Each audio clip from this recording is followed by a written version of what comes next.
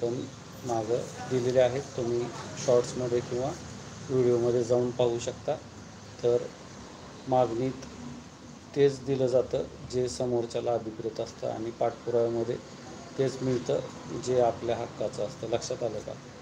आणि शक्तिपीठ महामार्गाला किती मोबदला मिळणार आहे, तर हा सर्वस्वी तुमच्या पाठपुराव्याचा विषय आहे. तुमच्या नोंदी अद्ययावत ठेवा. हे आपण वेळोवेळी अगदी सप्टेंबर 2022मध्ये ज्यावेळेस अलाइनमेंट जस्ट होणार आहे असं डिक्लेअर केलेलं, तर आपण एक थरोली सांकेतिक सरळ बांधा ते पत्रादेवी पावणार रेख ओढलेली आणि त्यावेळेसच सांगितलेलं की 5-25 किलोमीटरमध्ये सर्वांनी आपल्या नोंदी अद्ययावत ठेवायच्या आहेत. कारण का एका शेतकरी कुटुंबातून आल्यामुळे आणि परत काही नाहक अनुभवावरून न्यायालयीन प्रक्रियेत खितपत पडण्यामध्ये जो पार्श्वभूमीचा अभ्यास आहे, आलं लक्षात. त्यामुळं एक आपली पोटतिडक आहे सगळ्यांसाठी की बाबा सगळ्यांनी सतर्क आणि सावध राहावं. जसं की सजग मतदाता मजबूत लोकतंत्र असतो किंवा सजग ग्राहक तसं मजबूत बाजारपेठ असली, तर इथं सजग गटधारक तेवढं तुमचं मजबूत नुकसान भरपाई किंवा हर्जाना तुमचं जे काय आहे. लक्षात आलं का? अवॉर्ड म्हणा सगळं. SB नमस्कार म्हणतात. अनिल कुमार शिंदे म्हणतात नांदेड कधी होणार मोजणी. नांदेडमध्ये बहुतेक तुमचं सीमांकनालाच विरोध सुरू आहे.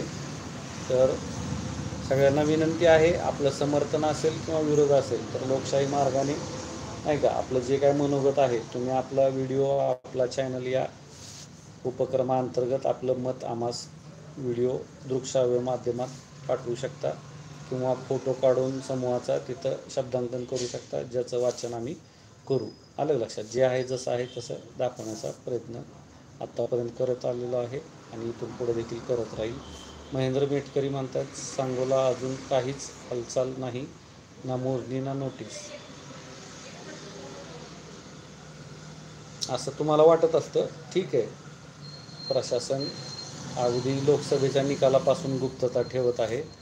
अगदी मग त्या अंतर्गत कार्यालयीन कचेरीत नाही का तुमच्या भूसंपादन भूमी अभिलेख विभागाला मोजणी पत्रक दर जाहीर करण्यापासूनचं असेल. लक्षात आलं का? माझ्याकडं सगळी इत्थंभूत माहिती आहे. कुठल्या सक्षम अधिकाऱ्याच्या स्वाक्षरीने कुठल्या तारखेला पत्रक निघालेलं आहे. लक्षात आलं का? ओल्ड मेमरीजमध्ये ते देखील सेक्शन घेईल.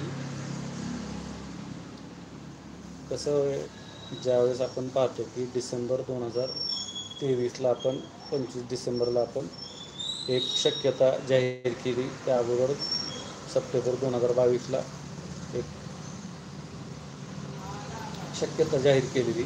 तर मार्चमध्ये ज्यावेळेस राजपत्र संकेतस्थळावरती अपलोड झालं, तर बहुतेक आपण जगातलं एकमेव यूट्यूब चॅनल आहे की ज्यांनी सगळ्यात जास्त अपडेट शक्तिपीठबद्दलच्या दिलेल्या आहेत. अगदी गट नंबर बरोबर. आणि लगोलग सोलापूर जिल्ह्यातील एका स्थानिक वृत्तपत्राचा धन्यवाद. त्यांनी देखील संकेतस्थळावरून सगळे गट घेऊन त्यावेळेस प्रकाशित केलेले होते. लक्षात आलं का? कुठलीही गोष्ट कधीही मागे वळून पाहताना ती तिथलं तिथेच असते. फक्त आपला त्या गोष्टीकडे पाहण्याचा जो दृष्टिकोन आहे तो सकारात्मक आहे का नकारात्मक आहे का साक्षीभाव आहे. लक्षात आलं का? म्हणजे काय की हे सगळं न्यायप्रविष्ट होताना तर हे सगळे जे माइलस्टोन आहेत हे अत्यंत महत्त्वाचे आहेत. काळजी करू नका. माझ्या मोबाईलमध्ये सगळं इत्थंभूत आहे. इत्थंभूत म्हणजे सगळं इत्थंभूत. म्हणजे आज देशामध्ये जेवढं काही इन्फ्राचं काम चालू आहे, नॅशनल हायवे असेल किंवा MSRDCचं असेल, तर ह्याचं सिंगल विंडो म्हटलं तरी चालेल. सगळं नाही, पण निश्चितच आपल्या मेन महाराष्ट्रातल्या एक्सप्रेसच्या बाबतीतलं. काळजी करू नका. मी देखील एका गरीब होतकरू कष्टकरी शेतकरी कुटुंबातला सदस्य आहे. लहानपणापासून कष्ट मेहनत आणि सगळी जी काही पराकाष्ठा असते ही सगळी अगदी जवळून करताना पाहताना एक संवेदना निर्माण झालेली आहे आणि त्या संवेदनेप्रती आज